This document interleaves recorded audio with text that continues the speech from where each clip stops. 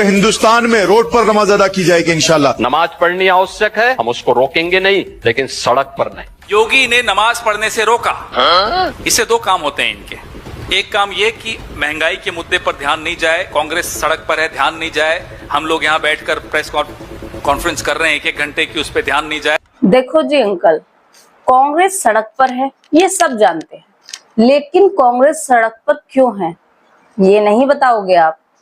वो अपने बुरे कर्मों की वजह नहीं, शायद हम ये कहेंगे कि उनके जो कुकर्म है वो भाई सामने आ गए, और जिसकी वजह से कांग्रेस जो है वो सड़क पर है। क्योंकि लोगों ने जो है कांग्रेस को अपने दिल से निकाल दिया है, क्योंकि जनता जो है सब कुछ जान चुकी। अब योगी बाबा ने जो है सड़क पर जो लोग नमाज पढ़ते हैं भाई उनके ऊपर सवाल उठाया, उनको समझाने की कोशिश की कि सड़क को जो है जाम ना किया जाए। नमाज पढ़नी आवश्यक है, आप शिफ्ट में पढ़िए, हम उसको रोकेंगे नहीं, लेकिन सड़क पर नहीं। सड़क चलने के लिए एक आम नागरिक, एक बीमार व्यक्ति के लिए, एक कामगार के लिए, एक कर्मचारी के लिए, एक सामान्य नागरिक के लिए, एक व्यापारी के लिए हम सड़क को बाधित नहीं करते। नमाज तो हम कभी शिफ्टों में नहीं पढ़े, क्योंकि नमाज जो है एक बार होती है। इतने हाफिज लोग कहाँ से लाएंगे जो बार बार सबको नमाज पढ़ाएंगे। अलबत्ता योगी जी ने भी ये फरमान जारी किया है कि खुले में नमाज नहीं हो। तो मैं कह देना चाहता हूँ कि जितनी भी ईदगाहें हमारी किसी पर छत नहीं है, पूरे हिंदुस्तान में जितनी भी ईदगाह है और ईद की नमाज होती है, बकरीद की नमाज होती है, अल्हम्दुलिल्लाह वो खुले में ही हो। मौलाना जी, खुले में नमाज और रोड पर सड़क पर नमाज पढ़ने में जो है बहुत ज्यादा फर्क है। ये कहे कि जमीन और आसमान इनके बीच का जो अंतर है भाई इतना फर्क होता है। ये कहा है कि रोड पर जो है नमाज ना पढ़ी जाए, क्योंकि अगर आप फिर भी भाई सड़क पर जो है नमाज पढ़ते हैं तो भाई जो योगी बाबा है ना हमारे, उनको जो है वहां से हटवाने में ज्यादा टाइम नहीं लगता है। क्योंकि योगी जी जो है कोई भी अगर बीच में आया है उनके काम में तो उनको हटवाना बहुत ही अच्छे से जानते हैं हमारे योगी बाबा। लोगों ने मुझसे कहा साहब कैसे होगा, हमारी संख्या ज्यादा है।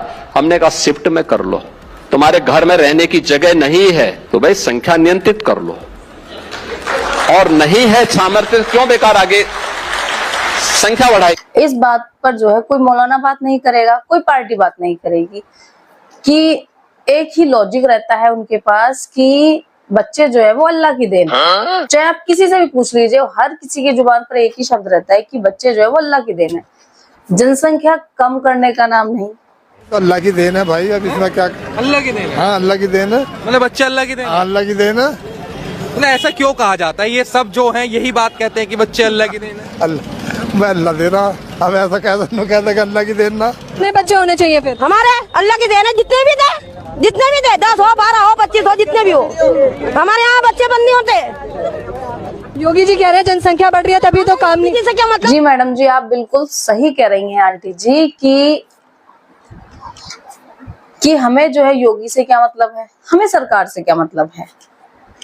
जनसंख्या बढ़नी है तो बढ़नी है, बच्चे पैदा करने हैं तो बच्चे पैदा करने हैं, उन्हें किसी चीज से कोई मतलब नहीं है। लेकिन सिर्फ एक चीज से मतलब पड़ता है इनको, वो ये है कि जनसंख्या बढ़ रही है तो जितनी भी जमीन है उसमें तो एडजस्ट कर लेंगे।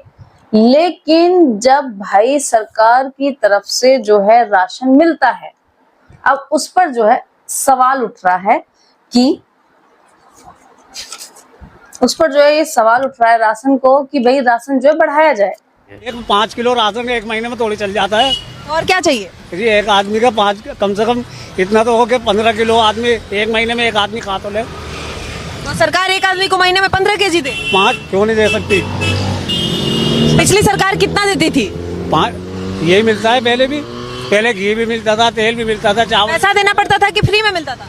नहीं, फ्री में मिलता था। कम पैसा देना पड़ता था, फ्री में तो नहीं मिलता था। नहीं, फ्री में मिलता था, कम पैसा का कोई नहीं था। उसमें हमें तेल भी मिलता था, पहले घी भी मिलता था, चावल वो चीनी भी मिलती थी, अब कुछ नहीं मिलता। तो 15 केजी मिलता था चावल? वही मिलता है 5 किलो ही।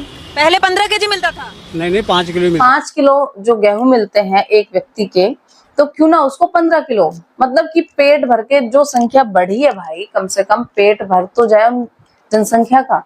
जी एक आदमी का 5 कम से कम इतना तो हो कि 15 किलो आदमी एक महीने में एक आदमी खा तो ले। और आपके राजकुमार भाटी जी का एक बयान था जिसको लेकर काफी विवाद हो गया, तो आपको नहीं लगता कि इस तरह के बयान आपका जो फोकस है उसको भटका देते हैं? कोई भी समाजवादी पार्टी का कार्यकर्ता नेता न सोशल मीडिया पे लिखे, न अपने व्यवहारिक बातचीत में कोई ऐसी बात कहे, या जो हजारों सालों में जो बनी हैं, जो भी मुहावरे बने, जो भी बुराइयों की बातें बनी हैं, एक भी किसी को नहीं करे, ना याद दिलाए। बस भाई कहावत हमने थोड़ी बनाई। मैं अपने कार्यकर्ताओं से कहता हूं कोई भी उन कहावतों को नहीं उठाएगा। और फिर हमारा समाज जो जाति का है, धर्म का है, इसमें तो कहावतें आप और हम सब जानते कैसी कैसी बनी है।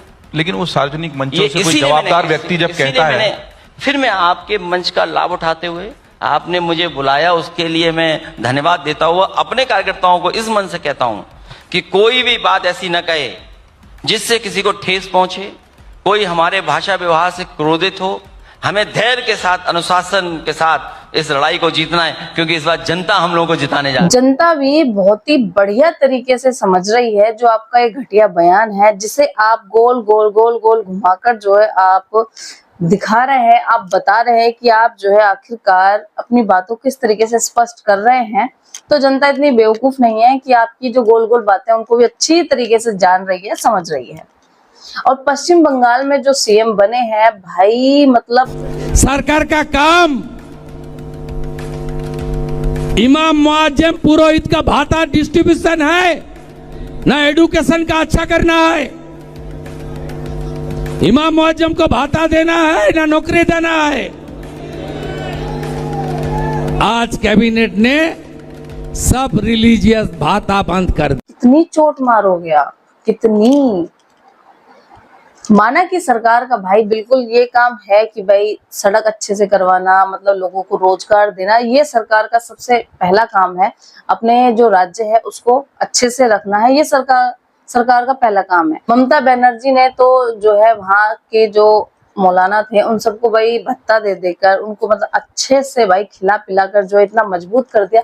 लेकिन अब तो वो गई तो सब कुछ सारी चीजें जो है मतलब खत्म हो गया। वो सारी चीजें अब मजबूत ही नहीं रही, क्योंकि उन्होंने बहुत मजबूती करी, बहुत ज्यादा मजबूती, तो वो चीज जो अब खत्म हो गई, मजबूती खत्म हो गई। इसके मुसलमान जुलूस निकाल रहे हैं जी, वीडियो आ रहे हैं कि गौ माता को राष्ट्र माता घोषित करो। हम लखनऊ गए थे, जहाँ हिंदुओं को आने नहीं दे रहे थे लोग, वहाँ मुसलमान आए थे और वो भाषण भी दे रहे थे और पीछे भी उन्होंने दिया कि गाय माता को राष्ट्र माता घोषित करना चाहिए। संसद में बैठ करके मुसलमान सांसद कह रहे हैं कि गौ माता को राष्ट्र माता जल्दी से घोषित कर लीजिए।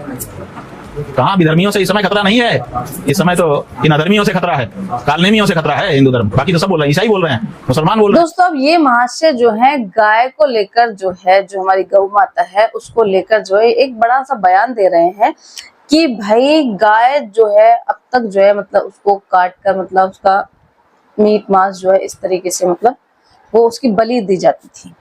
अब जो हमारे सीएम साहब है पश्चिम बंगाल के, उन्होंने जो है बिल्कुल क्लियरली मना कर दिया है कि कोई भी गौ माता को गाय की जो है बलि नहीं दी जाएगी। यहाँ सिद्धि की बलि तो सब कुछ होगी। वो तो 14 साल से पहले से गाय का कुर्बानी हो रहा है।